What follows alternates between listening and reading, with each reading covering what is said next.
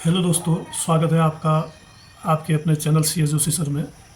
दोस्तों, आज हम पढ़ेंगे समाज का अध्ययन, भारत और उसके आगे। इसका चौथा पार्ट है अध्याय 4, इतिहास की समय रेखा एवं उसके स्रोत। क्या क्या स्रोत हैं?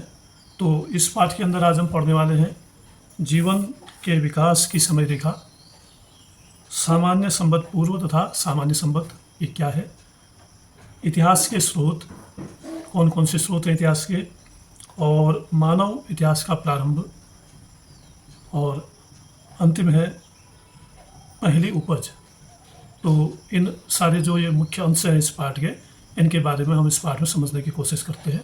तो दोस्तों, आशा करता हूँ पाठ को अगर आप ध्यान से पढ़ते हैं या सुनते हैं, देखते हैं, तो आपकी समझ में ये अवश्य आएगा। और पाठ को समझना भी है, साथ में चैनल को सब्सक्राइब अवश्य करिएगा और वीडियो को लाइक करिए और अपने दोस्तों में शेयर भी अवश्य करिए। धन्यवाद। दोस्तों, पहले हम समझते हैं कि इतिहास क्या है। इतिहास अतीत एवं वर्तमान के मध्य एक अनवरत संवाद है। यह संवाद है आज के समाज एवं कल यानी जो बीता हुआ है के समाज के मध्य। हम अतीत के आलोक में ही वर्तमान समाज को पूर्णतः समझ सकते हैं। कहने का मतलब है, जब हम अतीत को समझेंगे और जो बीत गया है उसके बारे में हमें जानकारी होगी, तभी हम इसका भविष्य भी या वर्तमान भी समझ सकते हैं। तो ये लिखा, ये परिभाषा दी है E.H. कार ने। तो आइए देखते हैं आगे। तो अब हम देखेंगे कि मानव जीवन के विकास की समय रेखा यहाँ पर एक चित्र के द्वारा प्रदर्शित किया गया है। ये जो समय रेखा है, ये मानव विकास की समय रेखा है। कब क्या हुआ था उसको इसमें दर्शाया गया है। तो यहाँ पर दो लाइनें लिखी गई, इनको हम पढ़ेंगे। आपको विज्ञान की कक्षा में पता चलेगा कि पृथ्वी का एक बहुत ही लंबा इतिहास है, यानी पृथ्वी को हजारों साल हो गए हैं, करोड़ों साल हो गए हैं, जिसमें से हम मानवों का इतिहास नवीनतम और एक छोटा सा भाग है। यानी मनुष्य जब से हुए, मानव जीवन जब से इसमें प्रारंभ हुआ, वो क्या है, इस इतिहास का एक छोटा सा भाग है और एकदम नया है। तो इसको हम कैसे समझ सकते हैं इस चित्र के द्वारा? आइए देखते हैं। चित्र में यहाँ पर लिखा हुआ है, देखिए, पृथ्वी पर जीवन के विकास और उद्भव के कुछ प्रमुख चरणों की समय रेखा। यानी जब पृथ्वी का विकास हुआ, उसमें जीवन का विकास हुआ या उसका उद्भव हुआ, तो उसके कुछ चरण यहाँ पर, उसकी एक समय रेखा यहाँ पर बनाई गई है। ये समय रेखा है और इसमें वर्ष दिए गए हैं, कब क्या हुआ, कैसे हुआ, ये आपको समझाया गया है। और यहाँ पर आप देख रहे हैं, ये दिए गए हैं इसके संकेत। तो ये जो इस तरह का कलर है, हल्का नीला है, अरबों वर्ष पूर्व का है। ये वाला जो है अरबों वर्ष पूर्व पृथ्वी का जो समय था, उस समय का है। उस समय पृथ्वी में क्या क्या था, इससे आपको उसकी जानकारी मिलेगी। उसके बाद जो नीला कलर है, ये है करोड़ों वर्ष पूर्व। ये नीला कलर है पूरा, ये है आपको करोड़ों वर्ष पूर्व का इतिहास है। और फिर है हरा कलर, ये है वर्षों पूर्व, ये यहाँ पर दिखाया गया है।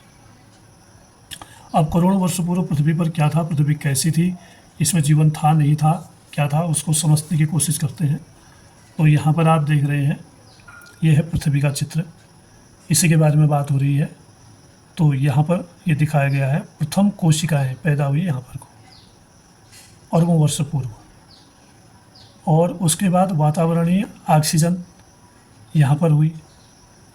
और उसके बाद जीवाणु यहाँ पर उत्पन्न हुए।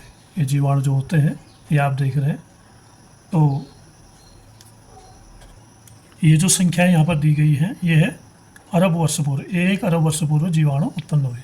यहाँ पर 2.33 अरब वर्ष पूर्व इसमें वातावरणीय ऑक्सीजन उत्पन्न हुई। और उससे पूर्व प्रथम कोशिकाएं जो है वह 4.54 वर्ष पूर्व ये पृथ्वी का उद्भव। तो ये माना गया है। इसके बाद फिर यहाँ से करोड़ों वर्ष लग जाते हैं। तो यहाँ तक जो है करोड़ों वर्षों का इतिहास है। तो करोड़ों वर्षों में देखिए 700, इससे भी पहले 800 से भी पहले स्पंज एवं कवक उत्पन्न हुए थे, आप देख रहे हैं। और उसके बाद प्रवाल, कब, 700-750 करोड़ वर्ष पूर्व। और ये 500 करोड़ वर्ष का इतिहास है, ये 400 का है। तो इसमें उत्पन्न हुई है मछली कशेरुकी। उसके बाद 300 वर्ष पूर्व, अच्छा यहाँ पर उभयचर जीव, उभयचर कीट और मछली कशेरुका, ये 400 करोड़ वर्ष में पैदा हुई है इस पूर्व। और यहाँ पर है शार्क 300 करोड़ वर्ष पूर्व, 300 या 350। और उसके बाद इसी में सरीसृप डायनासोर ये पैदा हुए। उसके बाद पक्षी यहाँ पैदा हुए हैं और 100 करोड़ वर्ष पूर्व ये स्तनपायी और पक्षी उत्पन्न हुए। तो इस तरह से फिर उसके बाद फूल एवं मधुमक्खियाँ उत्पन्न हुई है। तो 100 करोड़ या 200 करोड़, 100 से 200 करोड़ के बीच में पक्षी, स्तनपायी, फूल एवं मधुमक्खियाँ ये उत्पन्न हुई है। और फूल एवं मधुमक्खी तो 100 करोड़ के आसपास ही उत्पन्न हुई है, 100 करोड़ वर्ष के आसपास। इसके बाद यहाँ आते हैं, हरा वाला भाग ये वर्षों पूर्व है। वर्षों पूर्व क्या क्या हुआ? आदि मानव उत्पन्न कहाँ पर? यहाँ पर देखिए, इकाई, दहाई, सैकड़ा, हज़ार, 10,000, लाख, 10 लाख, करोड़, 1 करोड़ वर्ष पूर्व, यानी 1 करोड़ वर्ष से पहले ये आदि मानव उत्पन्न हुए। और उससे बाद 10 लाख वर्ष पूर्व अग्नि उत्पन्न हुई और अग्नि की खोज हुई। और फिर 3 लाख वर्ष पूर्व होमो सेपियंस यानी मानव उत्पन्न हुआ। और 6,500 वर्ष पूर्व लेखन, जो हम लिखते हैं, लेखन सामग्री या लिखने का आइडिया लोगों को आया। तो इस तरह से ये पृथ्वी पर जीवन के विकास एवं उद्भव के कुछ प्रमुख चरणों की समय रेखा है। इस तरह से पृथ्वी पर जीवन उत्पन्न हुआ और अब यहाँ तक विकास हो चुका है। अनेक लोग पृथ्वी के इतिहास का अध्ययन करते हैं। उनमें से कुछ लोग पृथ्वी की सतह के नीचे के रहस्यों को जानने के लिए प्रशिक्षित होते हैं। इस तरह वे पृथ्वी के अतीत के साथ ही हमारे अतीत को भी समझने में सहायता करते हैं। दोस्तों, इसके लिए एक और वीडियो भी मैंने बनाया है। ये जो अलग अलग तरह के लोग हैं, इनको क्या कहते हैं? भूविज्ञानी है। यानी भूविज्ञानी क्या करता है? पृथ्वी के भौतिक स्वरूपों जैसे मृदा, पत्थरों, पहाड़ियों, पर्वतों, नदियों, महासागरों एवं पृथ्वी के अन्य हिस्सों का अध्ययन करते हैं। ये भूविज्ञानी है। किसका अध्ययन करते हैं? मिट्टी की, पत्थरों का, पहाड़ों का, पर्वतों का, नदियों का और महासागरों एवं पृथ्वी के अन्य हिस्सों का। ये हैं जीवाश्म विज्ञानी। ये क्या काम करते हैं? ये करते हैं जीवाश्म के रूप में करोड़ों वर्ष पूर्व के पेड़ों, यानी जो चट्टानों में दब गए थे, पृथ्वी पर दब गए थे, कब? करोड़ों वर्ष पूर्व। पशुओं एवं मानवों के अवशेषों का अध्ययन करते हैं। जो उनके अवशेष मिलते हैं तो उसका अध्ययन जो करते हैं उनको कहते हैं जीवाश्म विज्ञानी। फिर है मानव विज्ञानी। मानव समाजों एवं संस्कृतियों का अतीत से लेकर वर्तमान तक अध्ययन करते हैं। मानव विकास का अध्ययन, मानव की उत्पत्ति से लेकर उसकी जो संस्कृति है, जो समाज है, उसका ये अध्ययन करते हैं मानव विज्ञानी। और अंत में पुरातत्व विज्ञानी ये करते हैं मानव पौधों एवं पशुओं द्वारा अपने पीछे छोड़े गए अवशेषों जैसे उपकरण, घड़े, पात्र, मनके, मूर्तियाँ, खिलौने, हड्डियाँ, यानी जो ये पृथ्वी पर दबे हुए मिलते हैं, ये किस काल के हैं, कब के हैं, उसका अध्ययन करते हैं पुरातत्व विज्ञानी। पशुओं और मानवों के दांत, जले हुए अनाज, घरों एवं ईंटों के हिस्से एवं अन्य वस्तुओं का उत्खनन करके अतीत का अध्ययन करते हैं। फिर आगे देखते हैं इतिहास में समय की गणना किस प्रकार की जाती है। प्रत्येक समाज एवं संस्कृति के पास समय की गणना करने की अपनी प्रणालियाँ रही है। प्रमुख घटनाएं जैसे किसी व्यक्ति विशेष का जन्म अथवा किसी शासक के शासन का आरंभ एक नए युग का आरंभ माना जाता रहा है। आज के समय में विश्व भर में सामान्यतः ग्रेगोरियन कैलेंडर, यानी जिसको हिंदी में हम तिथि पत्र कहते हैं, का उपयोग होता है। साथ ही त्योहारों की तिथियों की गणना एवं अन्य मांगलिक कार्यों के लिए हिंदू, मुस्लिम, यहूदी, चीनी आदि अन्य तिथि पत्रों का भी उपयोग होता है। जो सरकार के कार्यक्रम होते हैं उनको तो हम इस कैलेंडर के अनुसार ही चलाते हैं, जिसको ग्रेगोरियन कैलेंडर कहते हैं। और बाकी जो तीज त्यौहार होते हैं, मांगलिक कार्य होते हैं, उनको हम अपने हिंदू संस्कृति का जो पंचांग होता है उसके अनुसार करते हैं। पश्चिम में सामान्यतः ईसा मसीह के जन्म वर्ष से कैलेंडर का आरंभ माना जाता है। इस बिंदु से आगे के वर्षों की गणना की जाती है एवं इसे अंग्रेजी में एडी से इंगित किया जाता रहा है। एडी लैटिन भाषा का एक शब्द संक्षेप है जो ईसा के जन्म के बाद के वर्षों को इंगित करता है। ईसा के जन्म के बाद के जो वर्ष हैं, यानी जो हमारा सन चलता है, उसी की बात ही कर रहा है। तो एडी जो है वह क्या करता है? ईसा के जन्म के बाद के वर्षों को इंगित करता है। परंतु अब विश्व भर में इसे अंग्रेजी में कॉमन एरा अथवा सीई कहा जाता है। उदाहरण उदाहरणार्थ भारत 1947 में स्वतंत्र हुआ, इसे 1947 ईस्वी, कभी कभी ईस्वी सन 1947 अथवा 1947 CE अंग्रेजी में लिख सकते हैं। इसी प्रकार ईसा मसीह के जन्म की पारंपरिक तिथि से पूर्व के वर्षों की गणना उल्टे क्रम में की जाती है एवं इसे अंग्रेजी में BC से इंगित किया जाता था। इसे अब अंग्रेजी में बिफोर कॉमन एरा से इंगित किया जाता है।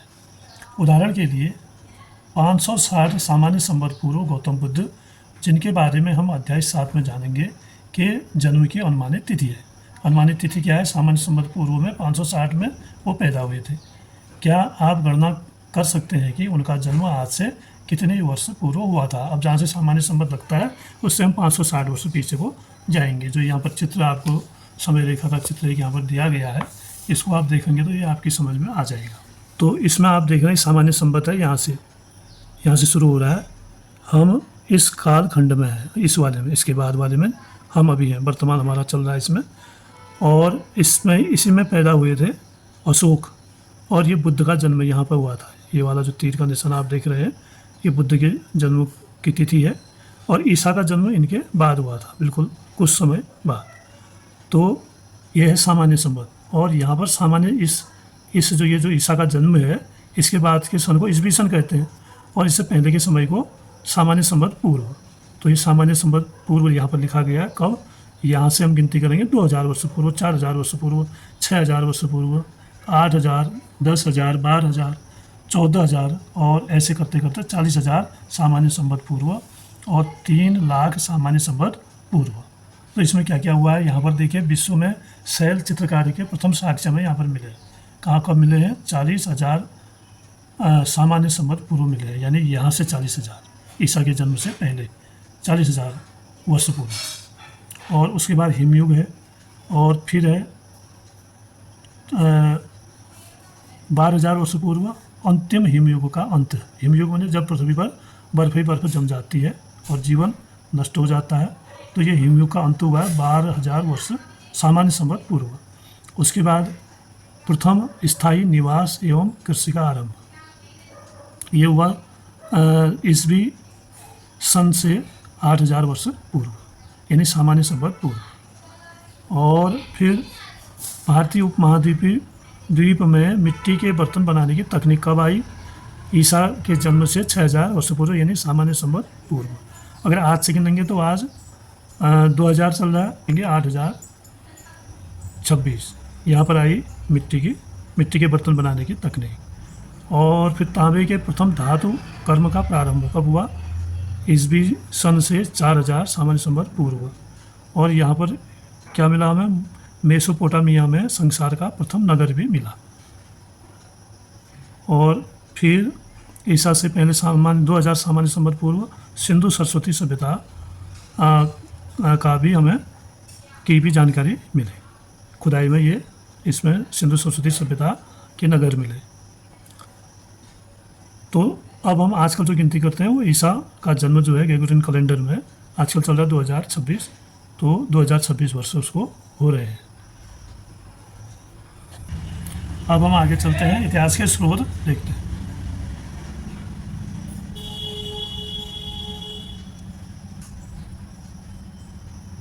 अब हम आगे बढ़ते हैं और इतिहास के स्रोतों के बारे में जानकारी प्राप्त करते हैं। देखिए, प्रत्येक वस्तु अथवा संरचना एक कहानी बताती है और वह चित्रखंड पहेली के हिस्से की तरह होती है। जिन वस्तुओं को आप अपने घर में देखते हैं वह आपको अपने परिवार के इतिहास के विषय में कुछ बताती है। इसी प्रकार हम ऐतिहासिक घटनाओं के बारे में विभिन्न स्रोतों से जानकारी एकत्रित कर सकते हैं। एक बात सदैव याद रखनी चाहिए कि इतिहास के मामले में पहेली के कुछ हिस्से गायब रह सकते हैं, यानी अगर सभी जानकारी न भी मिले तो कुछ जानकारी छूट भी सकती है। और यहाँ पर जो चित्र दिया है इससे आप सही तरह से इसको समझ सकते हैं। चित्र में आप देख रहे हैं बीच में लिखा है इतिहास के स्रोत। ऐतिहासिक क्या स्रोत हैं? तो ये 4 भागों में इसमें बांटा है। ये है मौखिक स्रोत, ये है साहित्यिक स्रोत, ये है कलात्मक स्रोत और ये है पुरातात्विक स्रोत। अब इसके अंदर कौन कौन सी चीज़ें आती हैं? तो जो मौखिक स्रोत है, इसमें वंशावली और लोक साहित्य। एक तो कुछ लोगों की वंशावली होती है, जैसे किसी सबसे पहले कौन था, उसके पुत्र कौन थे, फिर उसके पुत्र कौन थे, फिर उसके पुत्र, और आगे पूरी वंशावली के नाम उसमें लिखे होते हैं। ये वंशावली से ये भी इतिहास का एक स्रोत है। खासकर जब हम हरिद्वार में जाते हैं, वहाँ जो पंडे लोग होते हैं उनके पास से पूरी मिल जाती है वंशावली, किसी भी वंश के लोगों की वंशावली वहाँ पर उपलब्ध रहती है। और फिर है लोक साहित्य। लोक साहित्य यानी जो उस समय की पुस्तकें होती हैं और उस समय का जो साहित्य होता है, उससे भी ये मौखिक स्रोत पुष्ट होता है। उसके बाद है भारतीय साहित्य। इसमें साहित्यिक स्रोत में एक तो भारतीय साहित्य है और एक विदेशी विवरण।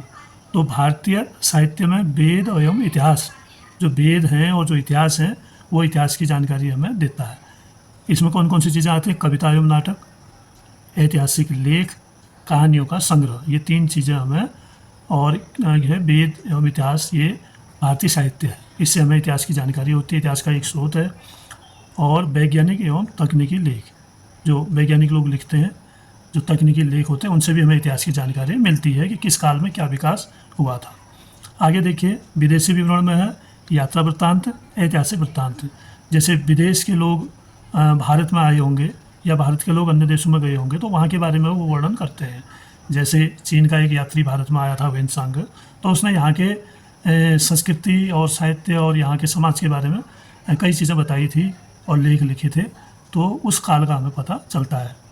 और जो ऐतिहासिक वृत्तांत लिखते हैं लोग, उसके भी हमें इतिहास के स्रोत के रूप में कई जानकारियाँ मिलती हैं। फिर है कलात्मक स्रोत। कलात्मक स्रोत में चित्रकला, मूर्तिकला और पट्टिका। तो ये 3 चीज़ें जो है कलात्मक स्रोत। कला के दौरान लोग चित्रकला बनाई, लोगों ने पत्थरों में बनाई, मूर्तियाँ बनाई, मूर्तिकला है, और फिर पट्टिका है। तो इस तरह से ये कलात्मक स्रोत है। और यहाँ पर है पुरातात्विक स्रोत। पुरातात्विक में संरचना, उत्खनन, 2 चीज़ें हैं। संरचना में है स्मारक बनाए लोगों ने, टीले।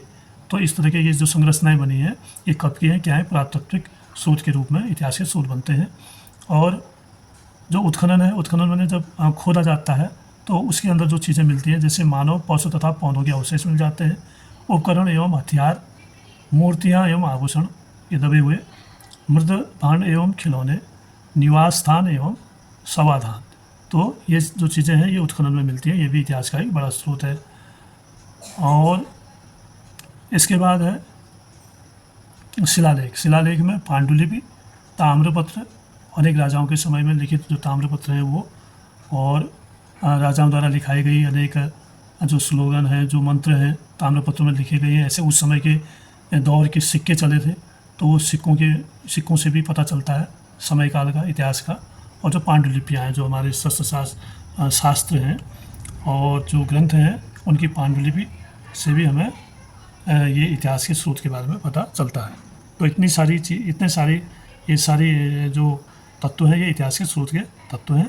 इनको भी आप ठीक से समझिएगा। अब देखते हैं आगे मानव इतिहास का प्रारंभ। मानव इतिहास का प्रारंभ कब हुआ था? होमो सेपियंस मानव लगभग 3 लाख वर्ष पूर्व से पृथ्वी पर रह रहे हैं। यह एक लंबा समय प्रतीत होता है, परंतु यह पृथ्वी के इतिहास का एक छोटा सा अंश मात्र है।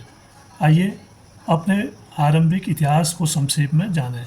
मनुष्य का उदय कैसे हुआ पृथ्वी पर, मनुष्य का आविर्भाव पृथ्वी पर कैसे हुआ, और पहले आदि मानव किस तरह का था, ये सारी जानकारी हमें इतिहास से मिलती है। आगे देखते हैं। आदि मानव को प्रकृति से अनेक चुनौतियों का सामना करना पड़ा। एक दूसरे की सहायता करने के लिए वे टोलियों अथवा समूह में रहते थे।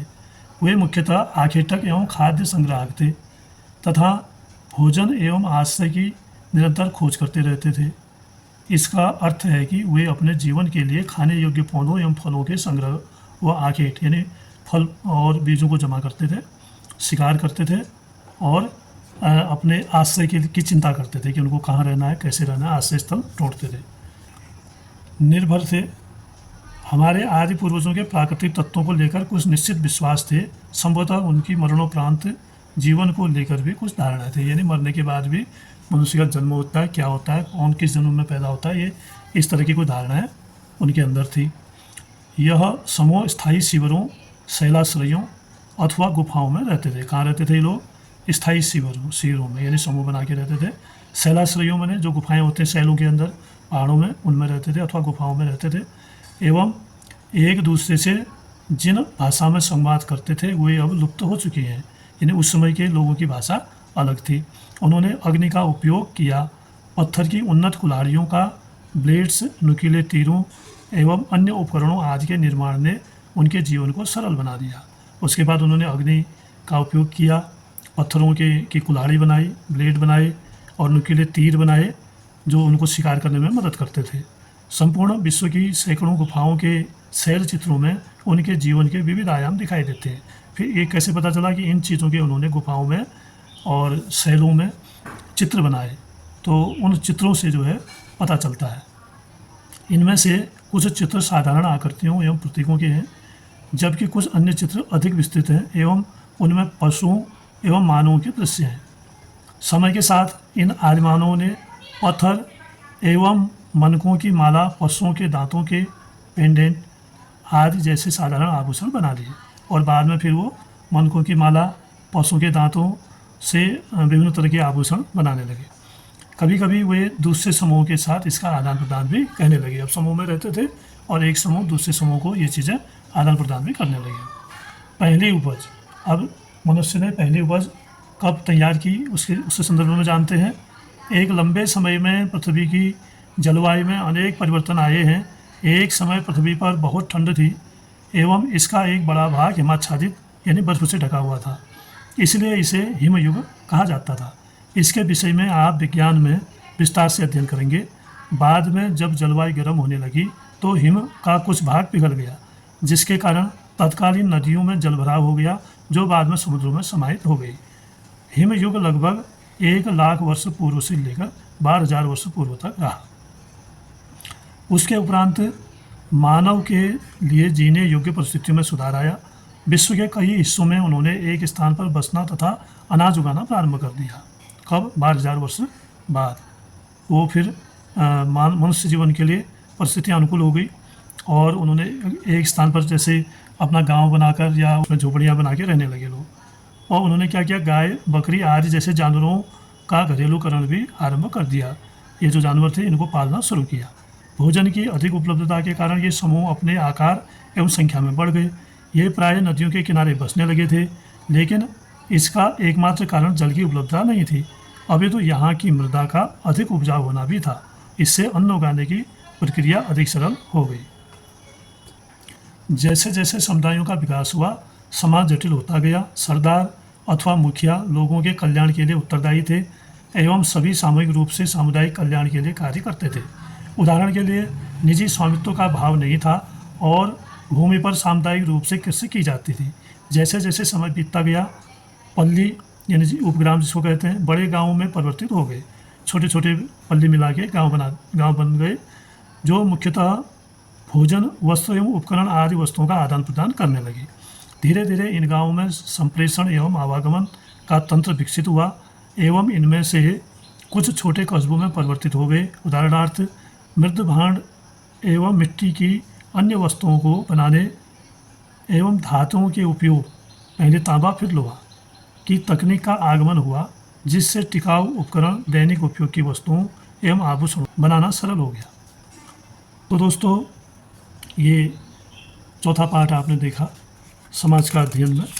तो इसमें जो मुख्य बातें थी वो आपने जानी कि जीवन के विकास की समय रेखा, सामान्य संबंध पूर्व तो सामान्य संबंध, इतिहास की स्रोत, मानव इतिहास का प्रारंभ और पहली उपज, इन टॉपिकों पर सारा आपने सुना। आज का वीडियो पार्ट यहीं पर समाप्त होता है। दोस्तों, फिर से आपसे एक अपील है कि आप चैनल को सब्सक्राइब अवश्य करिएगा, वीडियो को लाइक करिए और अपने दोस्तों में शेयर करिएगा। धन्यवाद।